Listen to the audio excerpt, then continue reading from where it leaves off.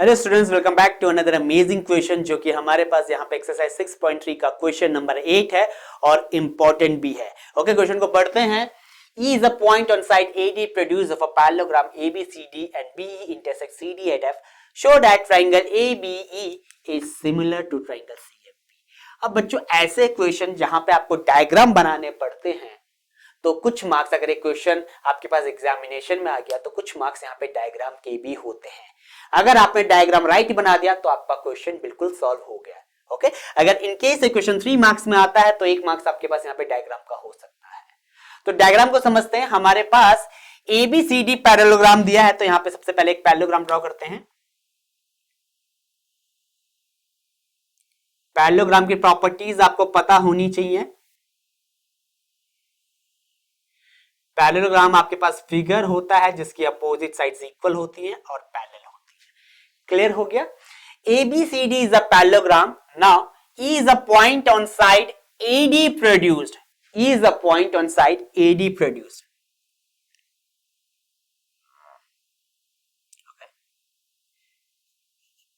Okay. E is a point on side AD produced of a parallelogram ABCD. Okay. And BE intersect CD at F. And BE intersect CD at F. Clear हो गया बच्चों? Show that triangle ABE is similar to triangle CFB. आपको show करना है ये जो ABE triangle है ये CFB के सिमिलर है बच्चों। ABE okay is similar to CFB.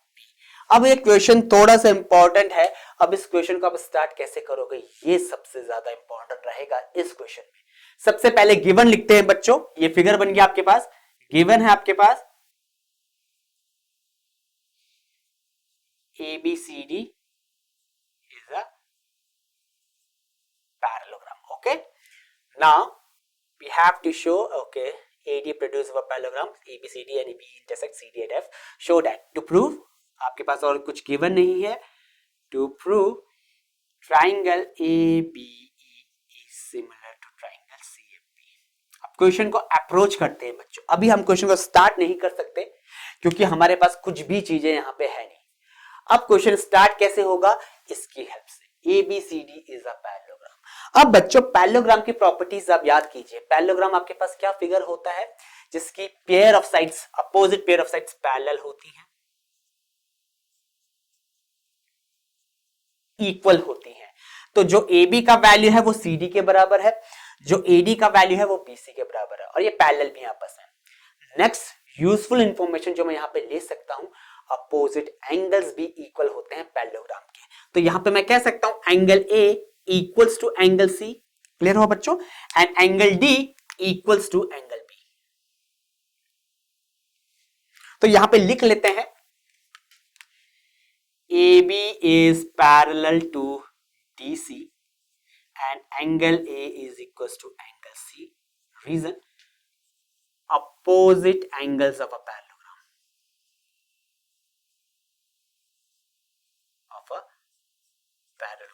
are equal. तो अगर मैं देखूं ट्राइंगल ABE में एंगल A का वैल्यू ट्राइंगल CFB में एंगल C के बराबर मिल गया है। Angle A equal to angle C, equation 1 ले लेता हूं। अब मैं किसी तरीके से अगर एक और एंगल इक्वल ले आता हूं बच्चों तो मेरा क्वेश्चन ये सॉल्व हो जाएगा। किस अप्रोच से? AA अप्रोच से। Remember AB is parallel to DC। AB हमारे पास DC के पैरेलल है, तो यहां पे हमारे पास हम ले सकते हैं AD जो है, और AD पैरेलल है BC के, तो हम ले सकते हैं जो AD है और यहां पे आपके पास अगर AB आप पैरेलल लेते हो CD के तो जो AE है ये भी ट्रांसवर्सल हो जाएगा। क्लियर हो गया? अब जब आपके पास ट्रांसवर्सल इंटरसेक्ट करता है दो पैरेलल लाइंस को तो आपके पास कैसे एंगल्स बनते हैं? ऑल्टरनेट एंगल्स बनते हैं बच्चों। तो मैं यहां पे कह सकता हूं जो ये E वाला पार्ट है ये इसके बराबर हो जाएगा इंटीरियर ऑल्टरनेट एंगल्स की प्रॉपर्टी से। ओके, देखते हैं ये वाला एंगल इसके। अब रीजन लिखते हैं AB is parallel to CD AB is parallel to CD and AE is a transversal and AE is a transversal. AE आपके पास क्या है बच्चों? ट्रांसवर्सल है. ध्यान देना, AB पैरेलल है CD के, AE ट्रांसवर्सल है. There will be a formation of alternate interior angles. तो पहला रीजन लिख रहा हूं यहां पे, angle AED, angle AEB equals to angle FBC. Okay, और रीजन यहां पे आपके पास आ जाएगा बच्चों, AE का value that's will be a alternate interior angles. दो रीजंस मिल गए आपको. इक्वेशन 2. क्यों है ऑल्टरनेट इंटीरियर एंगल्स? क्योंकि AB पैरेलल है CD के और AE ट्रांसवर्सल है. अब क्वेश्चन स्टार्ट करते हैं. In the angle ABE, in triangle ABE and CFB.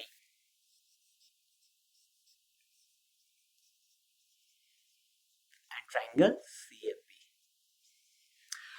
पहला रीजन क्या है आपके पास? Angle A equals to angle C from equation 1. दूसरा रीजन क्या है आपके पास? Angle AEB equals to angle FBC